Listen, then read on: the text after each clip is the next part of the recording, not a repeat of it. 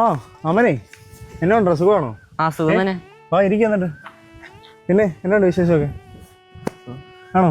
ആ വീട്ടിലൊക്കെ സുഖമായിരിക്കുന്നു എല്ലാവർക്കും? ആ പിന്നെ വേറെ? അച്ഛൻ്റെ ഡയറി എനിക്ക് കിട്ടിയിരുന്നു. ആഹാ, നിനക്കിത് എവിടെ നിന്ന് കിട്ടി? ഇന്നലെ അച്ഛൻ എന്നോട് മറ്റേ പള്ളി പോണല്ലേന്ന് പറഞ്ഞില്ലേ, റോട്ടിൻ്റെ അവിടെ വെച്ച്. ആ ഹാ ഹാ, അവിടെ നിന്ന് കിട്ടിയതാ. എടാ ഞാനിത് എവിടെയൊക്കെ തപ്പിയെന്ന് നിനക്കറിയോ? ഷോ അച്ഛാ, ആ ഞാൻ ഈ ഇത് വായിച്ചു നോക്കിയായിരുന്നു കേട്ടോ. വായിച്ചായിരുന്നോ? ആ എന്നിട്ട്? പക്ഷെ 2-3 ചാപ്റ്റർ ഉള്ളൂല്ലോ, ബാക്കി എന്താ എഴുതാത്തെ? അത് ഞാൻ മനപ്പൂർവ്വം എഴുതാത്തയാടാ. അച്ഛാ, പിന്നെ എത്ര വൈബൊക്കെ ആയിട്ട് നടന്നിട്ടെ അച്ഛനെങ്ങനെ അച്ഛനായത്? എടാ നീ അത് വിട്. നിനക്കറിയോ ഈ ദൈവവിളി എന്ന് പറഞ്ഞാൽ എന്താ ശരിക്കും?